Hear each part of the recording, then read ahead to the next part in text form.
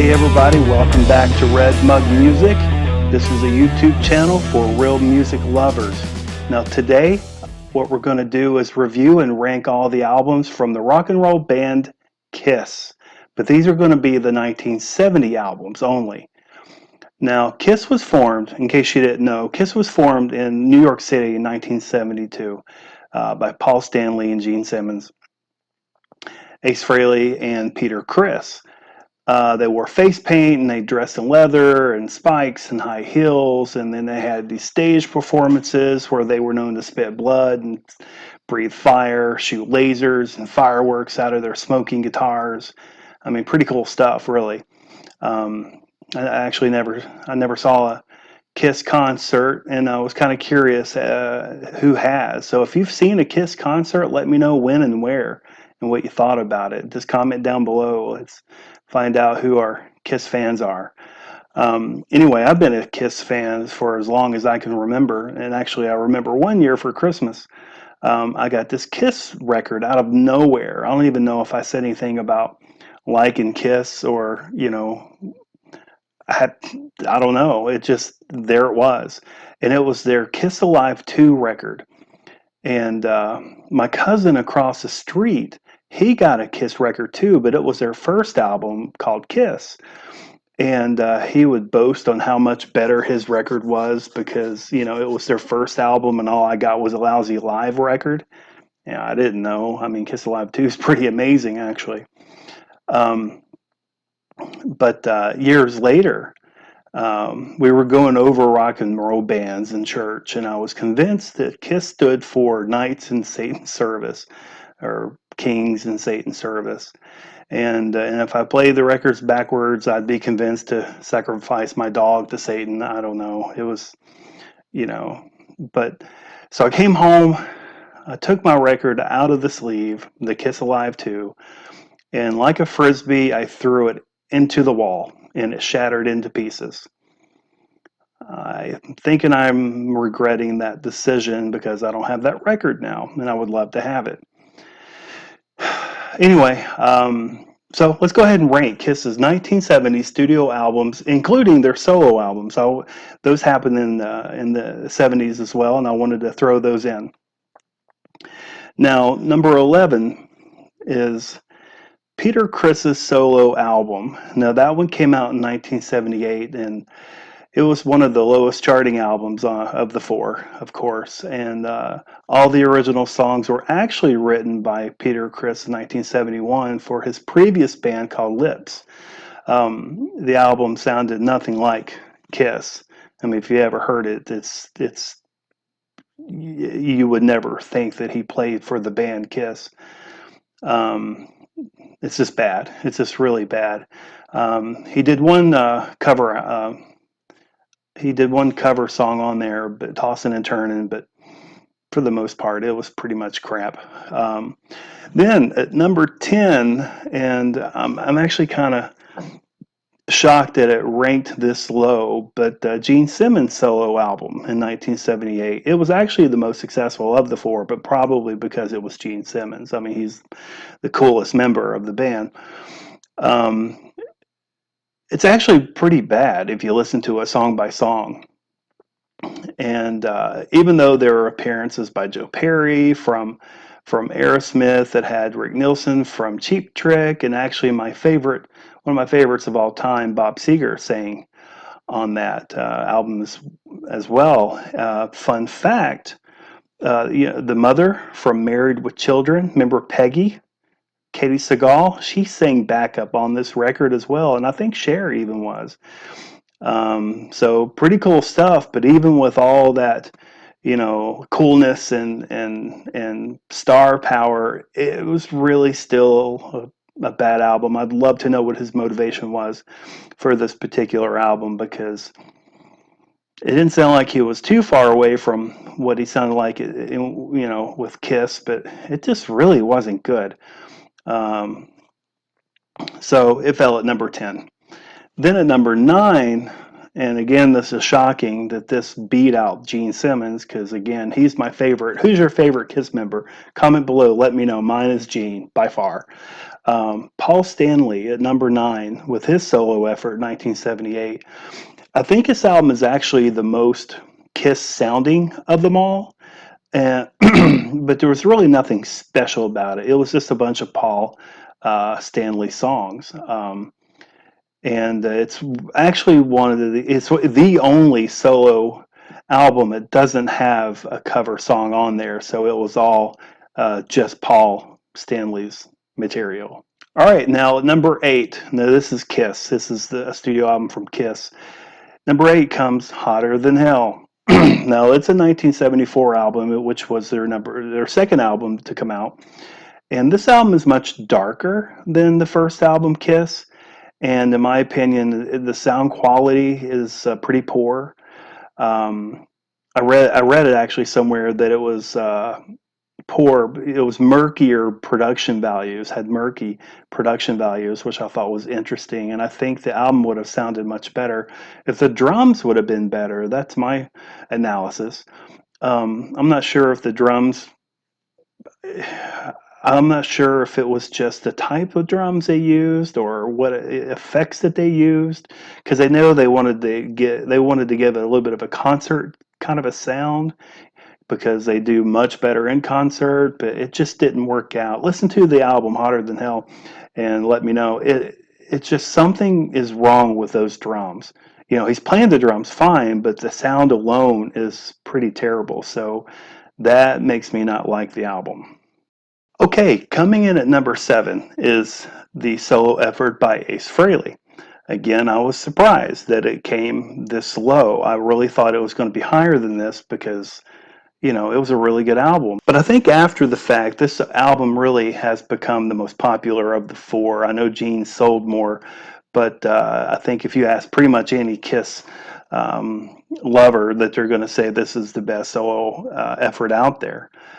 New York Groove became the second highest charting song since Beth by Peter Criss. So Beth was the highest, and then this didn't beat Beth, but it came pretty close. So it was the second highest charting song, and I think it's funny how I would imagine Gene Simmons and Paul Stanley are pretty much the leaders and the best of the band, but then you have Peter Criss and Ace Frehley are the ones that actually release the bigger hits. So kind of funny. So anyway, Ace Frehley, number 7, great. It's the best solo album that they did. So check that one out. Okay, number 6. Number 6 is the album Love Gun. Now, Love Gun was released in 1977. It's got songs like Love Gun, I Stole Your Love, and Ace's first lead vocal effort with Shock Me. And it was actually the first Kiss album to feature all 4 of the Kiss members singing lead vocals. So it's kind of a big album, but Love Gun coming at number 6. Okay, number 5 is Dynasty. That one came out in 1979, and it's actually the last album that they released in the 70s. I Was Made for Loving You was a mega hit off the album. It kind of had a disco sound to it, which at the time was really great. But a lot of the Kiss fans, like real Kiss fans, were probably not very happy because they kind of sold out and did the disco thing. But you go listen to it right now on any live album, it is amazing. That song has power and it rocks. So not sorry for that one whatsoever. And even though Peter Criss is on the album cover, he only played on one song, which was the only one that he sang, Dirty Living. Anton Fig actually played the rest of the album, so pretty much any drums you hear on that's not even him, but it's a solid album. You should check it out. Okay, number 4. Number 4 and number 3, I would actually like to switch them, but I'm not going to. Number 4 is Rock and Roll Over. This one came out in 1976. Got songs like Ladies Room, Hard Luck Woman, I Want You, and one of my favorite songs, Calling Dr. Love. Fun fact, Peter Criss actually recorded his drum tracks in a bathroom to get the sound that they wanted. So that's pretty sweet. Um, Maybe they should have done that with the Hotter Than Hell album. Maybe that would have been much better. I guarantee if those drums sounded better on the Hotter Than Hell record, that I would really enjoy it. Um, I think that I don't know, I don't want to go back to that, but I wish they would have done something better with that because it's just a waste of an album. But anyway, number 4, Rock and Roll Over. Then at number 3 is the album Dressed to Kill. And that one came out in 1975, and it's got songs like Room Service, Rock Bottom, Come On and Love Me, and one of their all-time greats, Rock and Roll All Night, which they pretty much play in every concert there is. I didn't actually expect this album to rank as high as it did, but it's packed with great songs. I mean, it's solid. And Gene Simmons, when he was asked what he thought about the album, he actually gave it like 2.5 stars. Thought it really wasn't their best effort at all. And Paul Stanley was thinking that it just wasn't long enough. But you listen to it, it sounds great.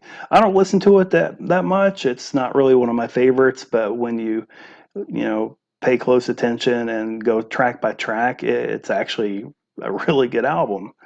Um, Number 2, and this is going to give away number 1, like I always say, but number 2 is Kiss, that album that my cousin owns that he got for Christmas. It's their debut album called Kiss. It's packed with great songs like Strutter and Deuce, Nothing to Lose, and my favorite, Cold Gin. A friend of mine and I, back in high school, used to play that song together. He would play drums and I would play the guitar. And we would play that song over and over and over and over and over and over and over. So we probably thought we were pretty amazing at it, but we may have been. I don't remember.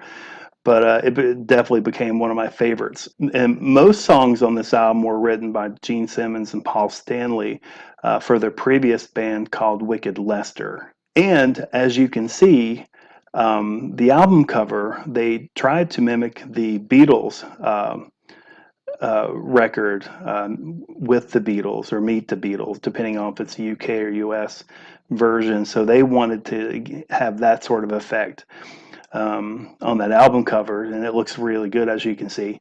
But a lot of songs on this album are played over and over again in concert. So it just had a lot of really good hits. I love listening to this record. Okay, now for number 1. And if you are a Kiss fan and you understand what albums came out in the 70s, you would know that the last one that to be mentioned is the album Destroyer. Now, Destroyer came out in 1976, and this is a Kiss masterpiece. It has one of the best concert opening songs you can think of with Detroit Rock City, which beautifully transitions into King of the Nighttime World on the Kiss Alive 2 album and the Destroyer album. So it's really great to hear that. I love that transitioning. Um, Also, it's got God of Thunder, Shout It Out Loud, and their first big hit, Beth. Now, Beth was actually a B-side to Detroit Rock City. And the radio station started playing Beth, and it was getting a lot of attention. So they had to go back, or they were forced to go back, or, they were smart enough to go back and re-release Beth as its own single. And it did really good. Actually, for a long time, it was their highest ranking song on the charts that they had by Peter Criss. So crazy, right? But this album, it's really good, start to finish. It's an album made to be listened to from start to finish. It's too good to skip anything. So it is by far their best 70s effort that they had. So check out Destroyer by Kiss. Well, that concludes Kiss's 1970 studio album ranking. Come back next week and find out how your favorite 80s album ranks, because that's what I'm going to be doing next week. All the Kiss 80s albums. I'll be ranking and reviewing those. So anyway, thanks for hanging out with me today. You can follow me on Instagram at Red Mug Music, and there you're gonna find like reconstructed playlists. I do album reviews and pretty much just anything music. So follow me on Instagram, and I'll see you guys next week. That's it. And like and subscribe. Bye.